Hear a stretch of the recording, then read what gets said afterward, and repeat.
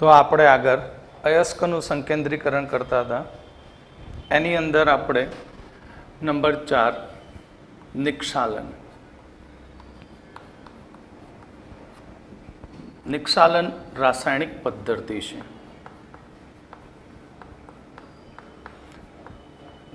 આ પદ્ધતિની અંદર જે અયસ્ક હોય છે એ અયસ્કને યોગ્ય દ્રાવકની અંદર ઓગાળવામાં આવે છે અને પછી તેમાંથી કાચી ધાતુ જે અયસ્ક છે એનું શુદ્ધિકરણ થાય છે. એટલે નિષ્કાલનની અંદર અયસ્કને યોગ્ય દ્રાવકમાં ઓગાળવામાં આવે છે અને આ પદ્ધતિ જે છે એ ખાસ કરીને નંબર 1 બોક્સાઇટમાંથી શુદ્ધ એલ્યુમિના મેળવવા માટે થાય છે. આ પદ્ધતિ ખાસ કરીને બોક્સાઇટમાંથી શુદ્ધ એલ્યુમિના મેળવવા માટે થાય છે. આ પદ્ધતિની અંદર આપણે જે બોક્સાઇટ કહીએ છીએ એ બોક્સાઇટમાં SiO2 સિલિકા, આયર્ન ઓક્સાઇડ અને ટાઇટેનિયમ ઓક્સાઇડ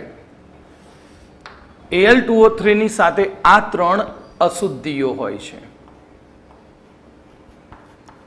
તો આ અશુદ્ધિઓને દૂર કરવા માટે સૌથી પહેલા બોક્સાઇટનો પાવડર બનાવવામાં આવે છે. શું બનાવશે? બોક્સાઇટનો પાવડર. તો બોક્સાઇટનો પાવડર અને એ પાવડરમાં સાંદ્ર NaOH ઉમેરવામાં આવે છે અને આ મિશ્રણ બન્યું. એ મિશ્રણને ત્યારબાદ અહીં 473 થી 523 કેલ્વિન તાપમાને અને 35 થી 36 બાર દબાણે તેને ડાયજેસ્ટ કરવામાં આવે છે. ડાયજેસ્ટ એટલે પકવવું, શોધન કરવામાં આવશે. ડાયજેસ્ટ કરવું મતલબ પકવવું. એટલે અહીં Al2O3, SiO2, Fe2O3 અને TiO2 આ 3 વસ્તુ એ પાવડરમાં હોય. NaOH સાથે જ્યારે એને ડાયજેસ્ટ કરીએ ત્યારે બોક્સાઇટ Al2O3 માંથી સોડિયમ એલ્યુમિનેટ બને, NaAlOH4 અને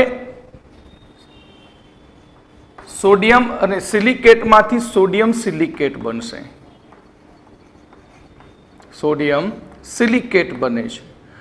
આ બંને જે ડાયજેસ્ટ કરેલું મટીરિયલ છે એ ડાયજેસ્ટ કરેલા મટીરિયલમાં દ્રાવ્ય સ્વરૂપે હોય છે. હવે બાકી રહ્યું તેની સાથે કોણ? Fe2O3 અને TiO2 જે અદ્રાવ્ય હોય છે અને તેનું ગારણ કરવામાં આવે છે. શું કરીશું? ગારણ. તો ગારણ કરવાથી તેમાં રહેલી આ અદ્રાવ્ય અશુદ્ધિ દૂર થશે અને ગારણમાં બાકી રહેશે શું?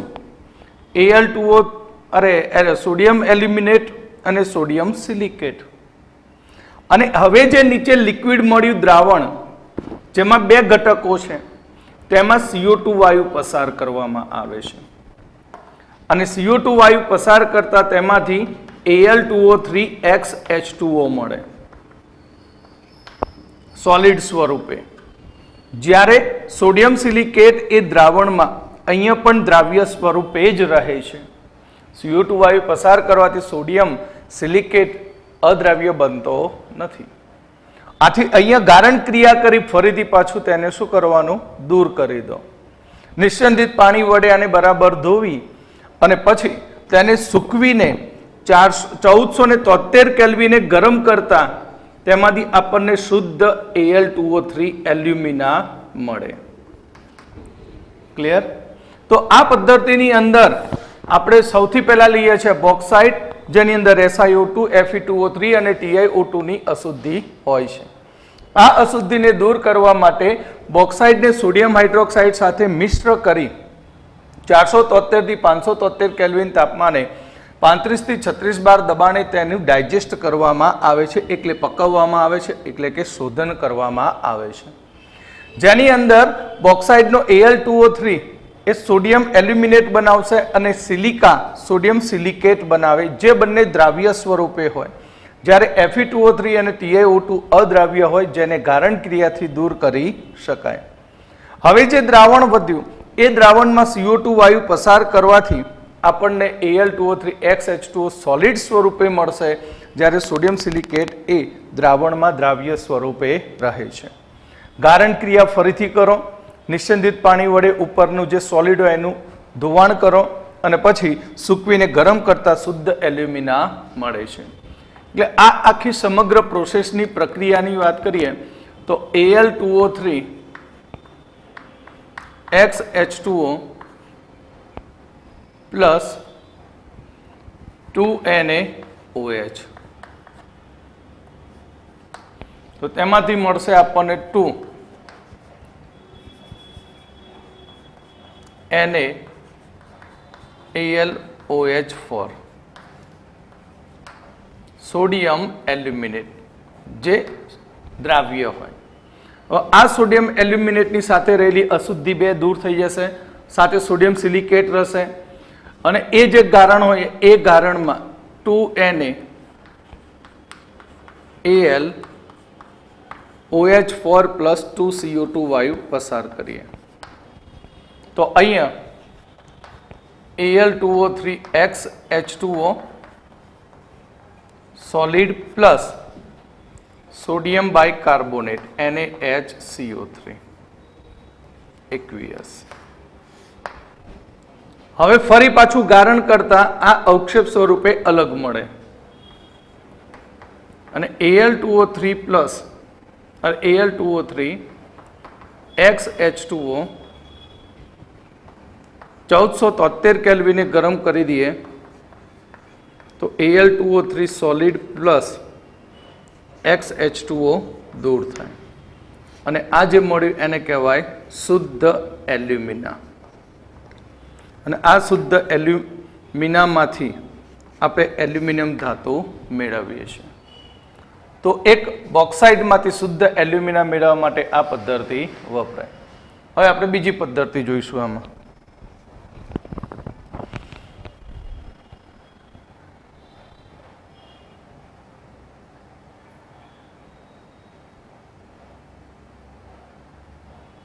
બીજી સાયનાઇડ પદ્ધતિ છે નંબર 2 કે સિલ્વર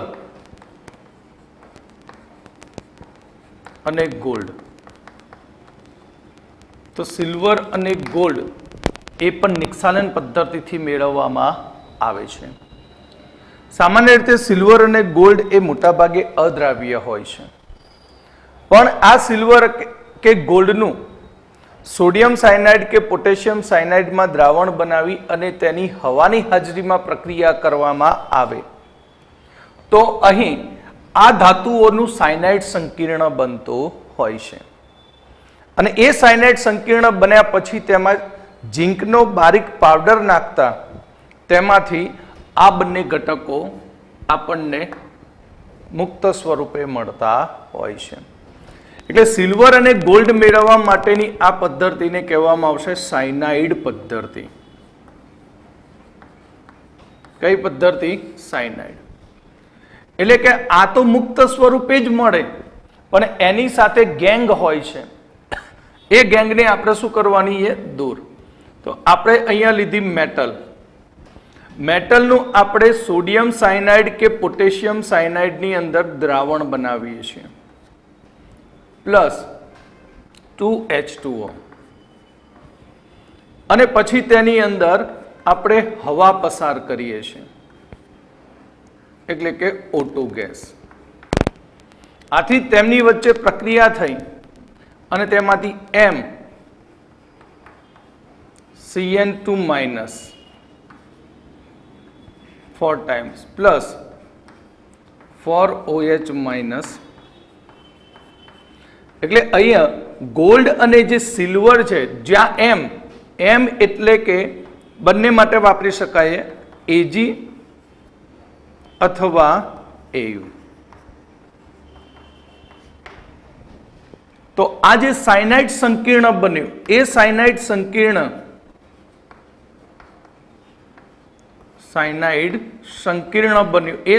સંકીર્ણની અંદર આપણે નાખી દઈશું ઝીંકનો પાવડર. એટલે કે M Cn2 minus plus Zn. એટલે આમાંથી મેટલ છૂટી પડી જાય પ્લસ Zn Cn4 minus 2. અને આ રીતે આપણને મળશે ઓરમ અને ગોલ્ડ. કઈ પદ્ધતિ દ્વારા? નિક્ષાલન પદ્ધતિ. અને ઓરમ અને ગોલ્ડ મેળવવાની આ પદ્ધતિને કહેવામાં આવશે સાયનાઇડ પદ્ધતિ. હવે આપણે જે સંકેન્દ્રિત કાચી ધાતુ કરીએ એ સંકેન્દ્રિત કાચી ધાતુમાંથી આપણે ધાતુ મેળવવાનો પ્રયત્ન કરવાનો. તો સંકેન્દ્રિત કાચી ધાતુમાંથી આપણે સૌથી પહેલા અપરિષ્કૃત ધાતુ મેળવીશું. અપરિષ્કૃત મતલબ ક્રૂડ કાચી ધાતુ. બરાબર. તો અહીંયા નવો ટોપિક સંકેન્દ્રિત અયસ્કમાંથી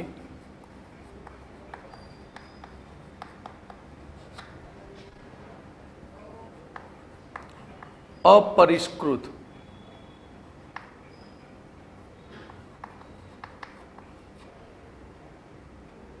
ધાતુ.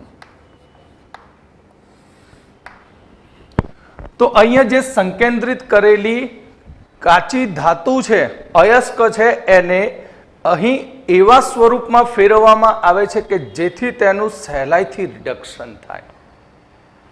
એટલે કે સંકેન્દ્રિત થયેલી કાચી ધાતુને શક્ય હોય તો તેને ઓક્સાઇડમાં પરિવર્તિત કરવામાં આવે છે. એટલે જો સંકેન્દ્રિત કાચી ધાતુ સલ્ફાઇડ યુક્ત હોય તો એ સલ્ફાઇડનું સૌથી પહેલા ઓક્સાઇડમાં કન્વર્ઝન કરી દેવાનું. ઓક્સાઇડમાં કન્વર્ટ થાય પછી ઓક્સાઇડનું રિડક્શન ખૂબ જ સરળ હોય છે. એટલે સૌથી પહેલું અહીંયા આપણે કરવું પડે ઓક્સાઇડમાં પરિવર્તન.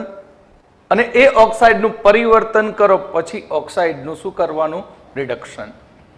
એટલે અહીંયા બે અગત્યના મુદ્દાઓ છે. સૌથી પહેલું ઓક્સાઇડમાં પરિવર્તન.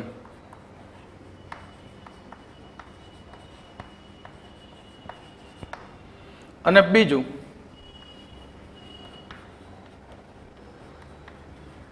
ઓક્સાઇડનું ધાતુમાં રિડક્શન. આને એ કહીએ, આને બી.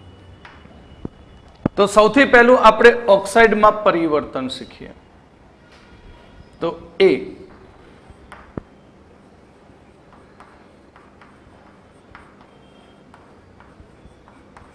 ઓક્સાઇડમાં પરિવર્તન, જેમાં સૌથી પહેલું નિસ્તાપન અથવા તેને કહેવાય કેલ્સિનેશન.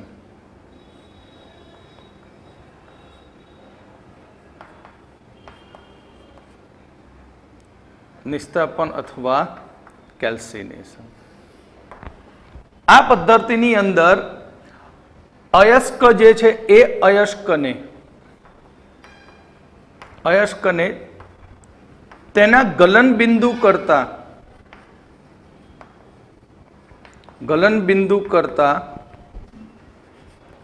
નીચા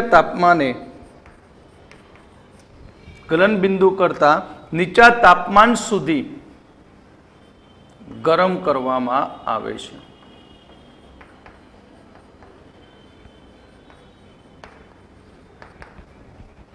આથી અયસ્ક સાથે રહેલી બાષ્પશીલ અશુદ્ધિઓ દૂર થશે. બાષ્પશીલ અશુદ્ધિઓ દૂર થશે. સૌથી પહેલો ફાયદો આ થાય. આ પદ્ધતિ ખાસ કરીને અહીં કાર્બોનેટ અને હાઇડ્રોક્સાઇડ અયસ્ક માટે વપરાય છે. કોના માટે વપરાશે આ પદ્ધતિ? તો કાર્બોનેટ અને હાઇડ્રોક્સાઇડ માટે, કે જેનું આપણે શામાં કન્વર્ઝન કરી શકીએ છીએ? ગરમ કરીને ઓક્સાઇડમાં. એક્ઝામ્પલ તરીકે નંબર 1, ઝિંક કાર્બોનેટ, ZnCO3 ઝિંકાઇટ. અરે ઝિંકાઇટ એટલે ZnO, કેલેમાઇન. આને ગરમ કરીએ તો ZnO પ્લસ CO2 ગેસ દૂર થશે. નંબર 2, CaCO3 ગરમ કરીએ તો CaO solid plus CO2 gas દૂર થાય. નંબર 3, CaCO3 MgCO3, આને ગરમ કરીએ તો CaO MgO plus 2CO2.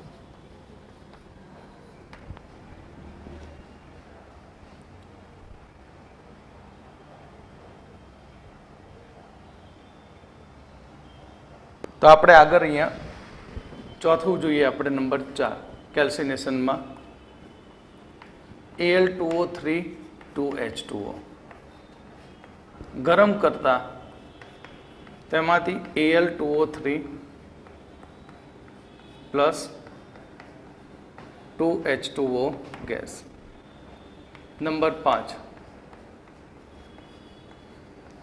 Fe2O3 XH2O, તો તેમાંથી Fe2O3 solid plus XH2O.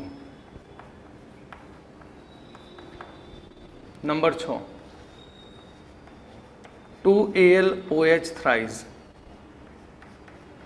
Aluminium હાઇડ્રોક્સાઇડને ગરમ કરો તો પણ Al2O3 સોલિડ પ્લસ 3H2O મળશે. તો ભુંજનના ફાયદા શું? તો ભુંજનના ફાયદા એક કે સૌથી પહેલો ભેજ દૂર થાય, બાષ્પશીલ અશુદ્ધિ દૂર થાય,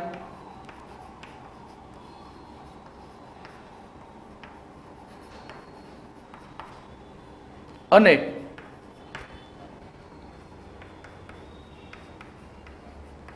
કાર્બનિક દ્રવ્ય નો નાશ થાય છે. અહીંયા દૂર થાય. બીજો ફાયદો એક કે હાઇડ્રોક્સાઇડ અને કાર્બોનેટનું ઓક્સાઇડમાં રૂપાંતર થાય. હાઇડ્રોક્સાઇડ અને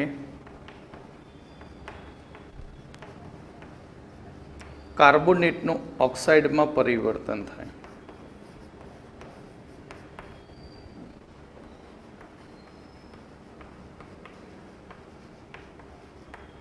અને નંબર 3, અહીં અયસ્ક છિદ્રાળુ બને છે.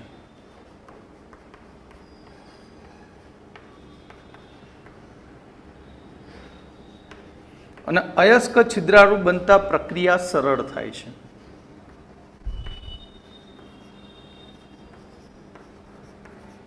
આગળની પ્રોસેસ કેવી થઈ જાય? ઝડપી થતી હોય છે. તો આ થયું કેલ્સિનેશન.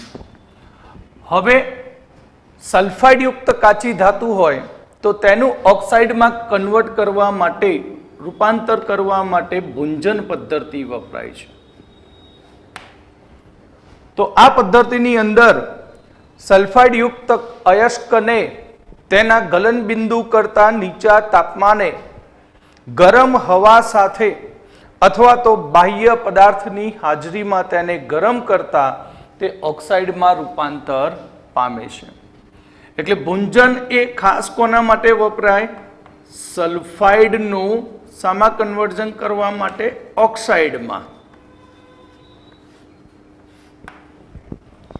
તો આ પદ્ધતિની અંદર અહીં ગરમ હવા સાથે અયસ્કને તેના ગલનબિંદુ કરતા નીચા તાપમાને ગરમ કરવામાં આવે છે, અથવા તો બીજા બાહ્ય પદાર્થની હાજરીમાં તેને ગરમ કરતા તે ઓક્સાઇડમાં રૂપાંતર પામે છે. એક્ઝામ્પલ તરીકે લઈએ PbS પ્લસ O2 ગેસ, તો તેમાંથી મળશે PbO પ્લસ SO2. તો 2 PbO પ્લસ SO2 ગેસ દૂર થાય અને લેડ ઓક્સાઇડ મળે. ઝિંક સલ્ફાઇડ હોય અને તેને ગરમ હવા સાથે ગરમ કરીએ તો તેમાંથી ZnO plus 2SO2 gas, PbS plus 2O2,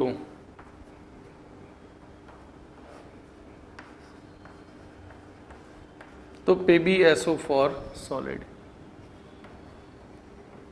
ZnS plus 2O2, તો તેમાંથી ZnSO4 સોલિડ. કોપરની સલ્ફાઇડ યુક્ત કાચી ધાતુ ને પરાવર્તનીય ભઠ્ઠીની અંદર તેનું ઓક્સાઇડમાં રૂપાંતર કરવામાં આવે છે. કોપરની સલ્ફાઇડ અયસ્કને સલ્ફાઇડ યુક્ત અયસ્કને પરાવર્તનીય ભઠ્ઠીમાં લેવામાં આવે છે અને હવા સાથે એને ગરમ કરાય. એટલે પરાવર્તનીય ભઠ્ઠી એટલે રિવર બેટરી. રિવર બેટરી યાદ રાખજો એ નામ. આ જ પ્રમાણે આયનની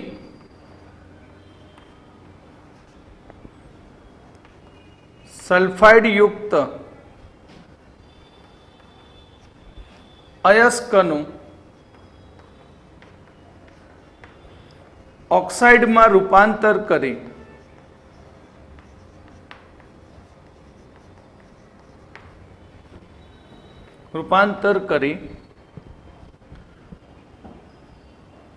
ત્યારબાદ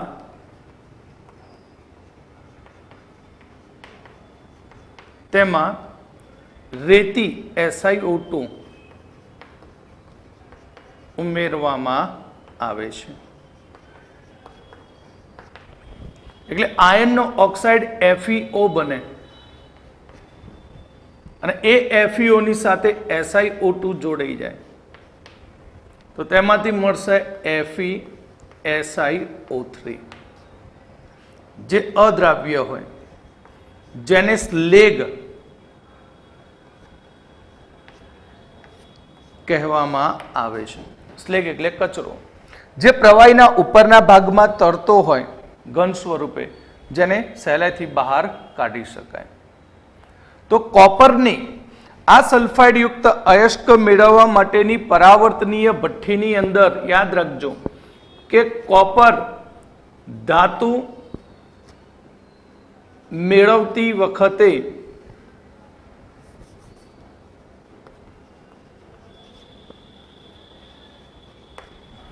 ત્યાં Cu2S પ્લસ FeS નું મિશ્રણ મળે છે.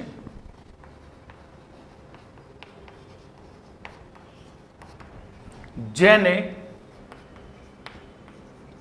મેટે કહે છે. જેને શું કહેવામાં આવશે? મેટે. તો અહીં જે SO2 વાયુ મળશે એ SO2 વાયુનો ઉપયોગ એ સલ્ફ્યુરિક એસિડની બનાવટમાં થાય છે.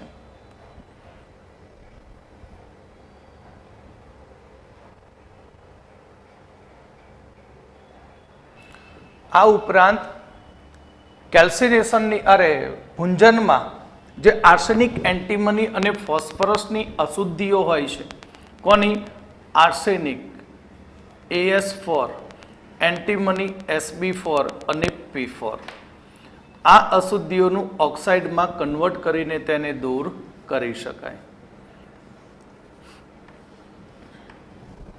ઓક્સાઇડમાં શું કરી દેવામાં આવશે? કન્વર્ટ. એટલે AS2O3 2 times SB2O3 PB2O3, આ રીતે ઓક્સાઇડમાં તેને કન્વર્ટ કરવામાં આવે છે. ત્યાર પછી અભિવાહક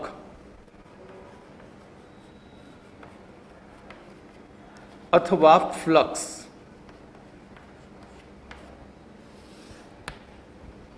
તો સંકેન્દ્રિત અયસ્કમાં રહેલી અપિગલિત અશુદ્ધિને દૂર કરવા માટે વપરાતા પદાર્થને અભિવાહક અથવા તો ફ્લક્સ કહેવામાં આવે છે.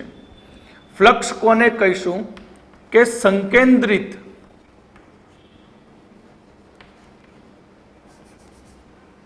અયસ્કમાં રહેલી અપિગલિત અશુદ્ધિઓને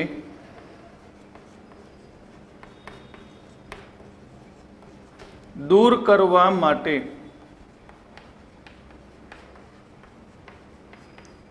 વપરાતા પદાર્થને અભિવાહક અથવા તો ફ્લક્સ કહે છે.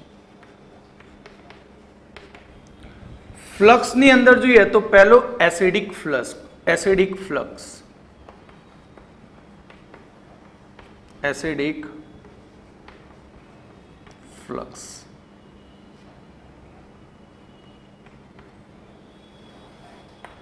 એસિડિક ફ્લક્સ મતલબ SiO2 બોરેક્સ જેવા એસિડિક ઓક્સાઇડ કે જે અયસ્ક સાથે રહેલા બેઝિક અશુદ્ધિઓને શું કરે?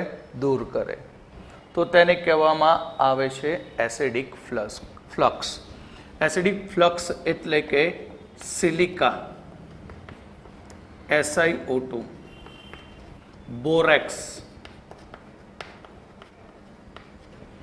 Na2B4O7, 10H2O, આ એસિડિક ફ્લક્સ છે જે અયસ્ક સાથે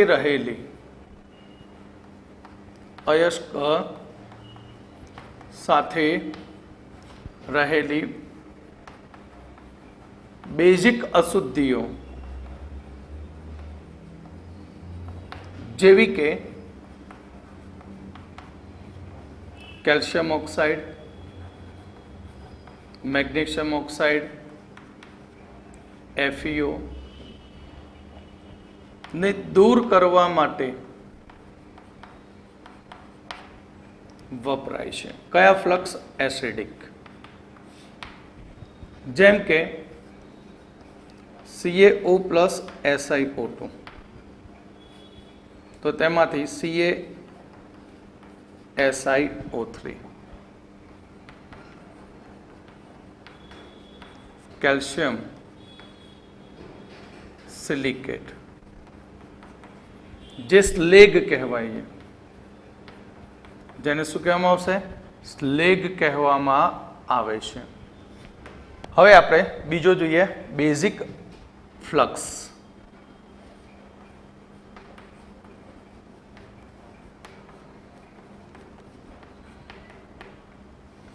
બેઝિક ફ્લક્સ કોને કહેવાય?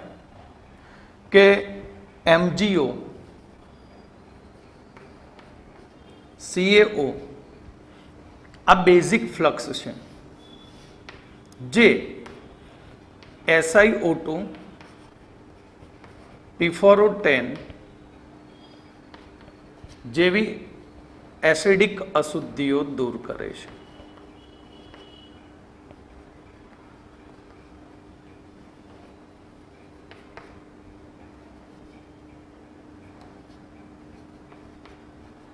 અયસ્કમાંથી એસિડિક અશુદ્ધિને શું કરે?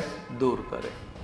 એક્ઝામ્પલ તરીકે MgO plus SiO2, MgSiO3, magnesium silicate,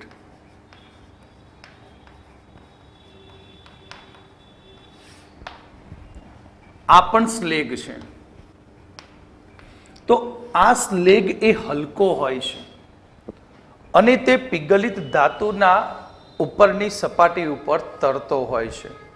પરિણામે તેને સહેલાઈથી દૂર કરી શકાય છે. ત્યાર પછી આવશે નંબર 3, તટસ્થ ફ્લક્સ.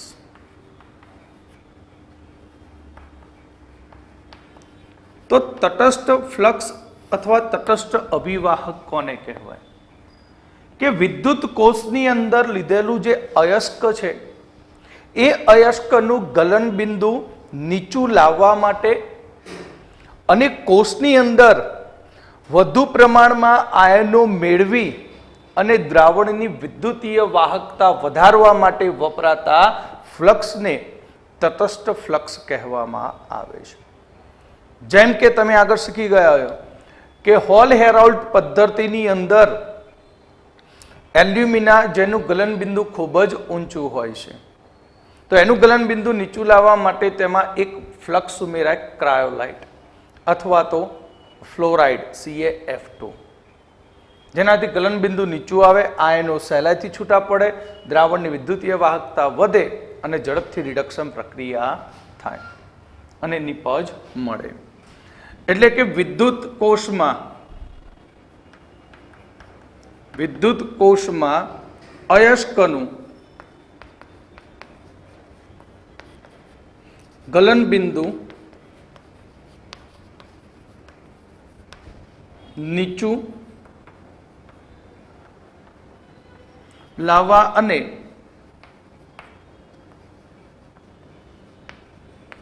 આયનો મેળવી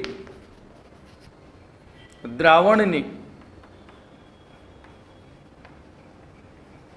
વિદ્યુતીય વાહકતા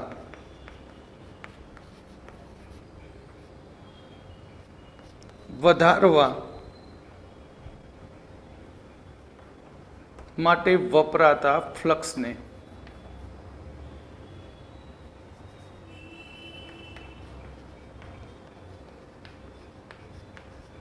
તટસ્થ ફ્લક્સ કહે છે. કયું ફ્લક્સ કહેવામાં આવશે? તટસ્થ ફ્લક્સ. એક્ઝામ્પલ તરીકે CaF2, cryolite Na3AlF6, calcium chloride, potassium fluoride, આવા તટસ્થ ફ્લક્સ જે ગલન બિંદુ શું કરે? નીચું લાવે છે.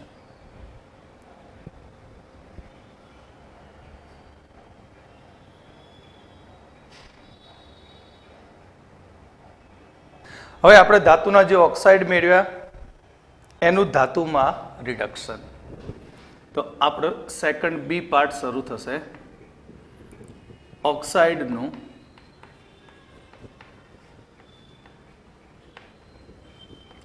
ધાતુમાં રિડક્શન. તો ઓક્સાઇડનું ધાતુમાં રિડક્શન માટેનું પહેલું એ અથવા નંબર 1, પ્રદ્રાવણ અથવા કાર્બન વડે રિડક્શન.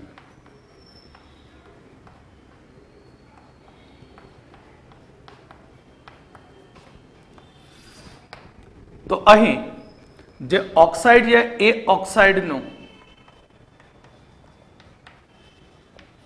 ઓક્સાઇડને કાર્બન એટલે કે કોક, બરાબર, કોલ કે ચારકોલ, ઓક્સાઇડને કાર્બનની હાજરીમાં થતી રિડક્શન પ્રક્રિયાને રિડક્શન પ્રક્રિયાને પ્રદ્રાવણ કહે છે. રિડક્શન પ્રક્રિયાને પ્રદ્રાવણ કહે છે. જેમ કે ઝિંક ઓક્સાઇડ, બરાબર, ઝિંક ઓક્સાઇડને આપણે કાર્બન સાથે ગરમ કરીએ તો Zn+CO ગેસ બની જાય અને ઝિંક ઓક્સાઇડનું ઝિંક ધાતુમાં રિડક્શન. Fe2O3 + 3 કાર્બન ગરમ કરીએ તો 2Fe + 3CO ગેસ મળશે. અહીં ઉત્પન્ન થતો કાર્બન મોનોક્સાઇડ તે પણ ધાતુના ઓક્સાઇડનું રિડક્શન કરે છે. કાર્બન મોનોક્સાઇડ પણ ઓક્સાઇડનું રિડક્શન કરે છે.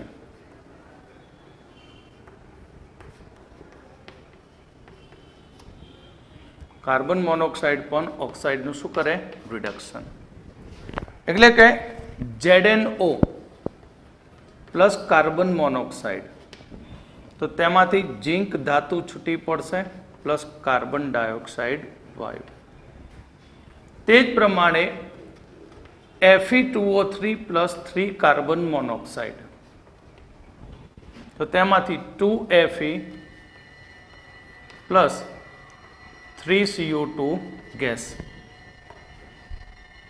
તો આ રીતે કાર્બન વડે ધાતુના ઓક્સાઇડનું રિડક્શન કરીને આપણે ધાતુ મેળવી શકીએ. આ પદ્ધતિ આપણે જોઈએ તો ઓછા વિદ્યુત ધનમય ધાતુ માટે વપરાય. ઓછા વિદ્યુત ધનમય ધાતુઓ જેવી કે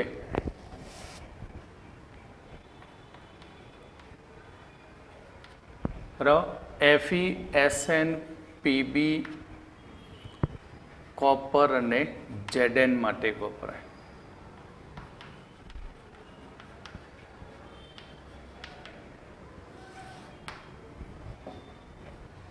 બરાબર, ફેશન કરી સન પબમાં જાય. બરાબર, તો આ રીતે એને યાદ રાખી શકાય. ફેશન કરી સન પબમાં બરાબર જાય છે. ટૂંકમાં પાછળથી તો આપણે સેટ કરી શકીએ. ત્યાર પછી નંબર 2, હાઇડ્રોજન વડે રિડક્શન.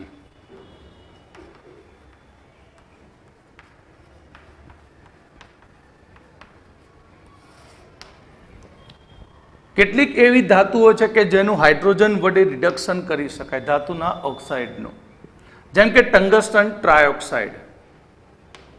તો આ ટંગસ્ટન ટ્રાયોક્સાઇડનું હાઇડ્રોજન વડે આપણે રિડક્શન કરીએ તો તેમાંથી ટંગસ્ટન ધાતુ છૂટી પડે. એ જ પ્રમાણે મોલિબ્લેન્ડમ ટ્રાયોક્સાઇડ MO2O3 + 3H2, તો તેમાંથી 2MO + 3H2O. ક્લિયર? હવે આપણે જોઈશું એલ્યુમિનિયમ વડે રિડક્શન.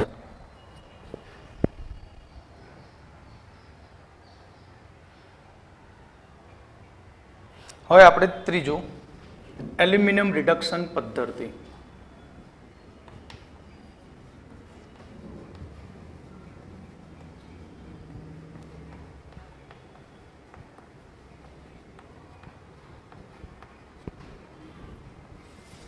અથવા એલ્યુમિનોથર્મી પદ્ધતિ.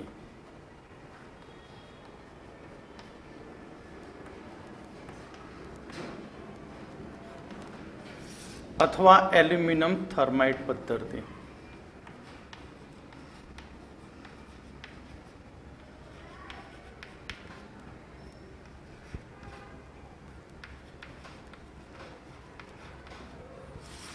અથવા ગોલ્ડસ્મિથ પદ્ધતિ.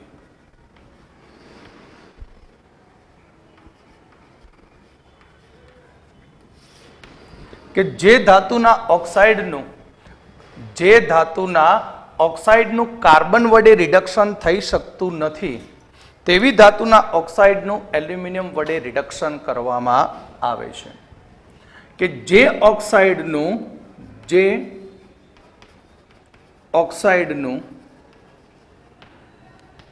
કાર્બન વડે રિડક્શન થતું નથી તેનું એલ્યુમિનિયમ વડે રિડક્શન કરવામાં આવે છે.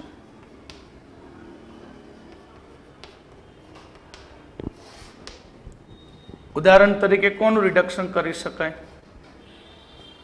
તો સંક્રાંતિ ધાતુના ઓક્સાઇડ TiO2, Cr2O3,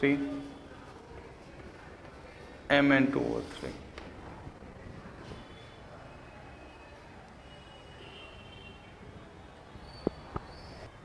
તો અહીંયા આપણે કે જે ઓક્સાઇડનું કાર્બન વડે રિડક્શન થતું નથી તેનું રિડક્શન એલ્યુમિનિયમ વડે કરી શકાય. જેમ કે Cr2O3 પ્લસ 2Al, તો તેમાંથી મળશે 2Cr પ્લસ Al2O3 પ્લસ ઉષ્મા. આ પદ્ધતિનો બેનિફિટ એ છે કે અહીંયા પ્રક્રિયા ઉષ્માક્ષેપક છે. ક્લિયર? બીજું કે Mn2O3 3 મોલ પ્લસ 8Al,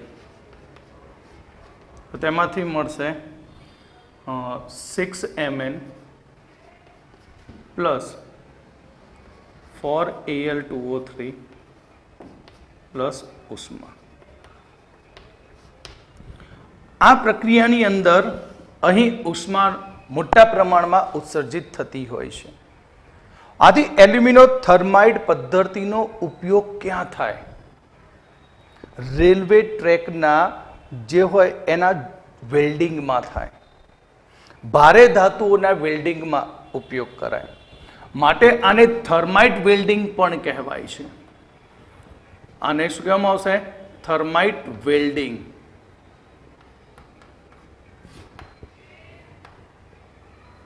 તો થર્માઇટ વેલ્ડિંગની અંદર અહીં રેલવે ટ્રેક અને ભારે ધાતુઓના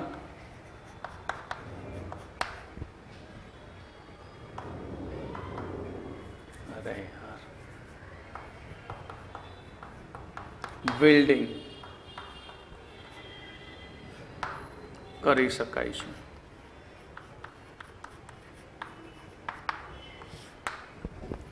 ભારે ધાતુઓના શું કરી શકાય? વેલ્ડિંગ. વેલ્ડિંગ કરાવી દીધા, બિચારાના મેરેજ કરાવી દીધા. તો અહીંયા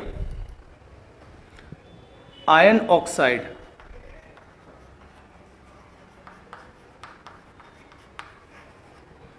અને એલ્યુમિનિયમ 3:1 પ્રમાણમાં મિશ્ર કરવામાં આવે છે. 3:1 પ્રમાણમાં એને શું કરવામાં આવશે? મિશ્ર કરવામાં આવે છે. આવું એક બીજું મિક્સર મેગ્નેશિયમ ઓક્સાઇડ અને બેરિયમ પેરોક્સાઇડ, આ બંનેનું મિશ્રણ એ પ્રજ્વલન તરીકે થાય છે.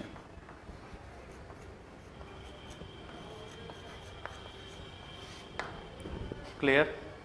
હવે આપણે જોઈશું સ્વયં રિડક્શન.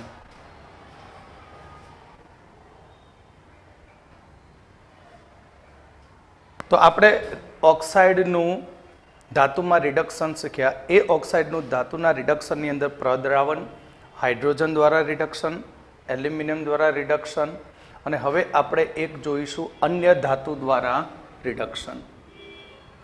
નંબર 4, અન્ય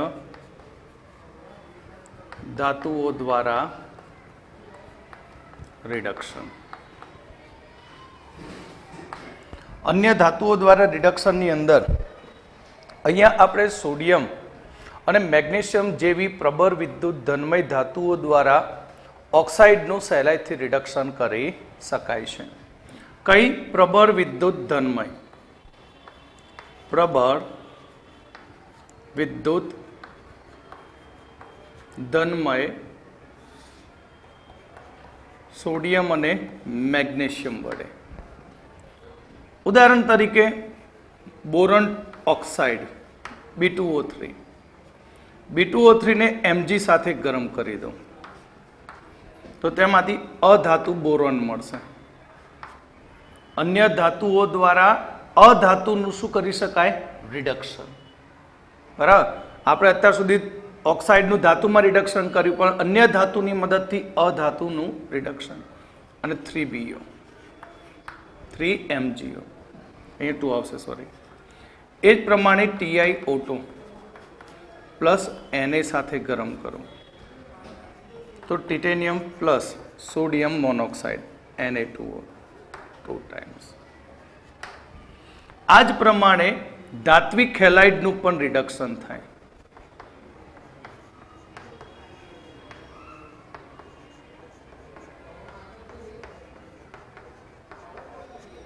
ધાતુના હેલાઇડ જેમ કે TiCl4 પ્લસ 2Mg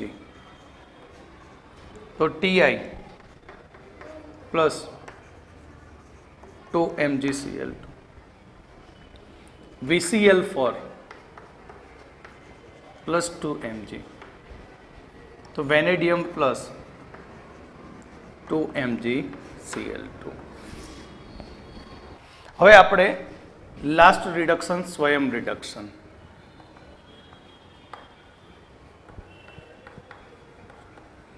સ્વયં રિડક્શન કેવી રીતે થાય? કોના માટે થાય?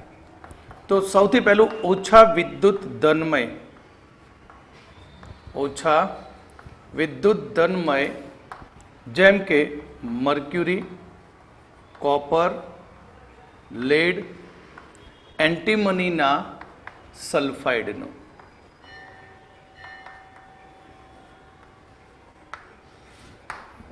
તો આ જે મર્ક્યુરી, કોપર, ટીન અને એન્ટીમનીના સલ્ફાઇડ છે, એ સલ્ફાઇડને આપણે હવાની હાજરીમાં ગરમ કરીએ ત્યારે તેનો અમુક ચોક્કસ ભાગ એ ઓક્સાઇડ અથવા તો સલ્ફેટમાં ફેરવાય છે.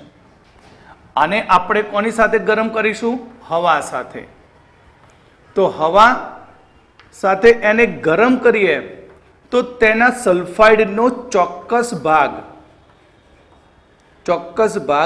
ઓક્સાઇડ અથવા તો સલ્ફેટમાં ફેરવાય છે.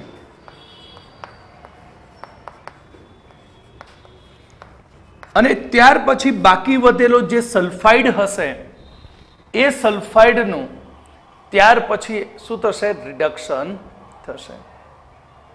ત્યાર પછી એનું સ્વયં રિડક્શન થશે. જેમ કે મર્ક્યુરી સલ્ફાઇડ HgS પ્લસ और HgO sulphide sorry HgS plus O2 તો તેમાંથી 2HgO બનશે થોડોક ભાગ અને SO2 છૂટો પડશે એટલે આ 2SO2 3O2. હવે આ HgO જે બન્યો એ HgO બાકી વધેલા મર્ક્યુરી સલ્ફાઇડનું શું કરશે? રિડક્શન. આને સ્વયં રિડક્શન કહેવાય. સલ્ફાઇડનો કેટલોક ઓક્સાઇડ બન્યો ને એ ઓક્સાઇડ બાકીના સલ્ફાઇડનું રિડક્શન કરે અને 3Hg plus SO2. Number 1. Number 2, આ જ પ્રમાણે 2PbS પ્લસ 3O2 તો તેમાંથી 2PbO પ્લસ 2SO2. હવે આ જે PbO બન્યો એ PbO બાકીના લેડ સલ્ફાઇડનું રિડક્શન કરે અને તેમાંથી Pb મેટલ છૂટી પડશે. ત્રીજું Cu2S પ્લસ 3O2 તો એમાંથી 2 Cu2O પ્લસ 2 SO2. હવે આ Cu2 ક્યુપ્રસ ઓક્સાઇડ જે બને એ ક્યુપ્રસ ઓક્સાઇડ બાકીના Cu2S નું શું કરી દે? રિડક્શન. એટલે 6Cu પ્લસ SO2 વાયુ પ્લસ શું મળશે? SO2 વાયુ. તો આ રીતે સ્વયં રિડક્શન દ્વારા પણ આપણને ધાતુ મળતી હોય છે.